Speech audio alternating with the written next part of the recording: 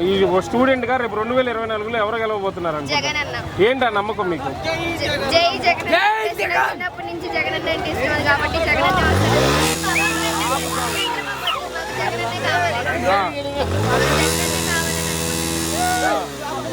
మళ్ళీ గెలిపించుకుంటారు జగన్ గారిని? కావాలి.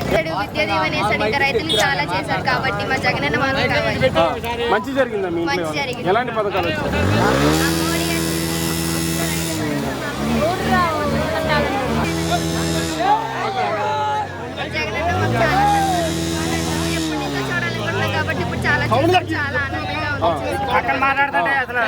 అయితే మళ్ళీ జగన్ గారికి గెలవాలనుకుంటున్నారు.